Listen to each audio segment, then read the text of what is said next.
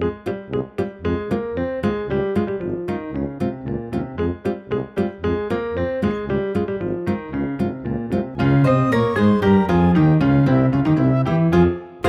real treat for me is oven chips. I just love them, especially when I'm doing the cooking. They're just so easy. I know they're made from potatoes, but how did the potatoes get into this bag? And, more to the point, how are potatoes grown? Once the worst of the winter is gone, tractors around Norfolk get busy planting potatoes. In fact, what is being planted is a small potato that has been grown elsewhere, often in Scotland. Planted 15 centimetres down inside these heaps, set out in rows, that the tractors pulling the drilling trailers have created. Once the tractors have gone, then the growing can start.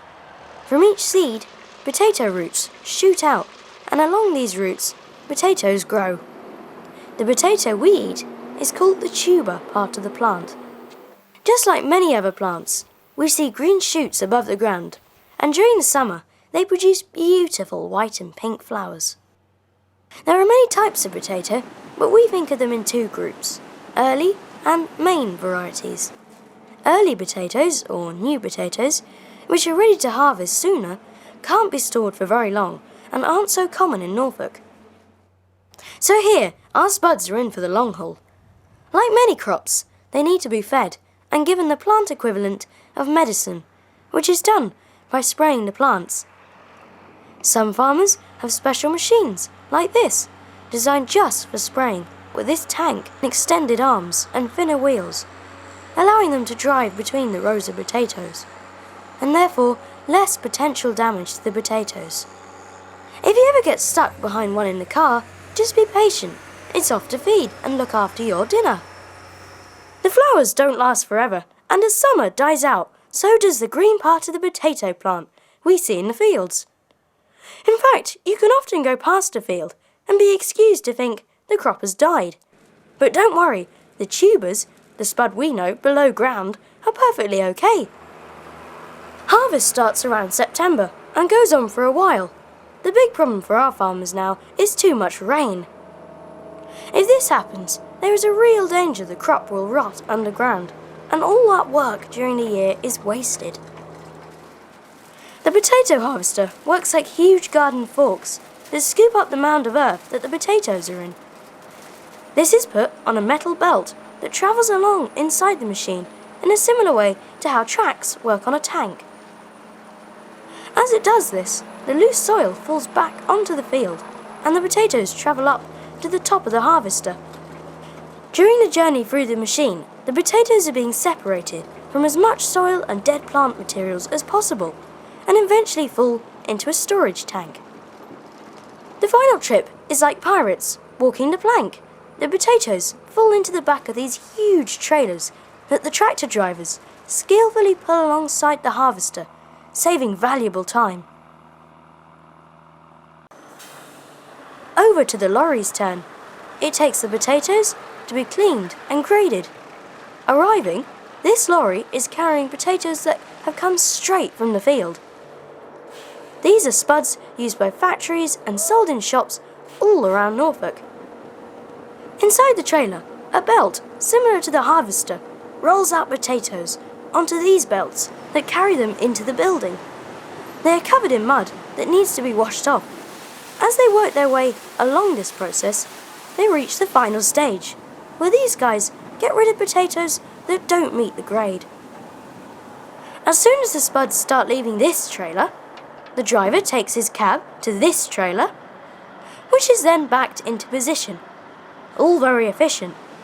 This one driver has delivered and will take away 27 tons of potatoes in less than 1 hour. The potatoes that have now made the grade are now falling thick and fast into the lorry's trailer.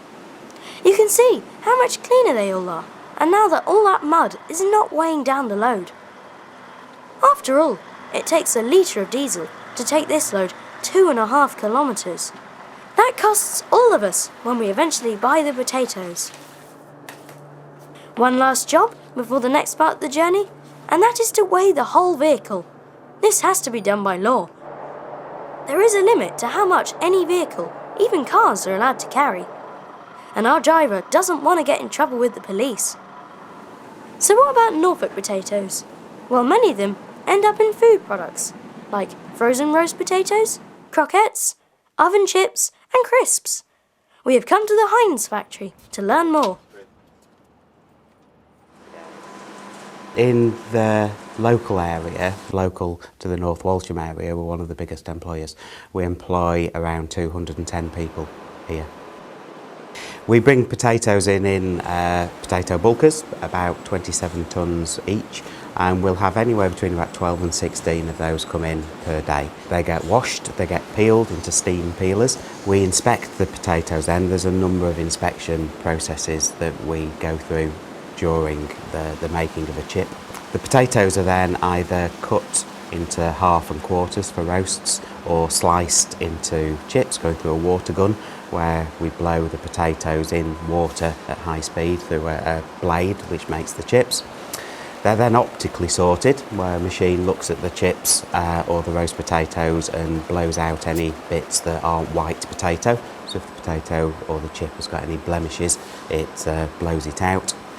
Those chips or roast potatoes are then dried, some moisture taken out of them. They're then battered and fried.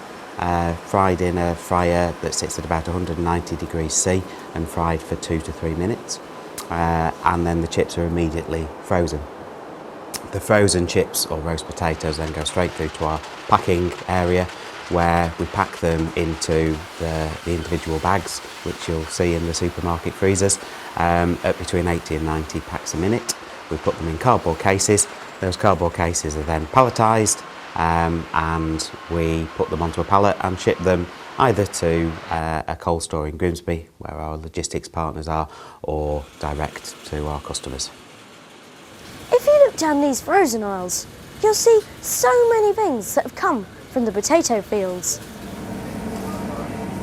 Don't forget, you can buy potatoes here at Fresh Produce and learn how to turn them into mash, roast spuds, jackets, and even chips. Why not try new potatoes? You can boil them and then serve with a salad.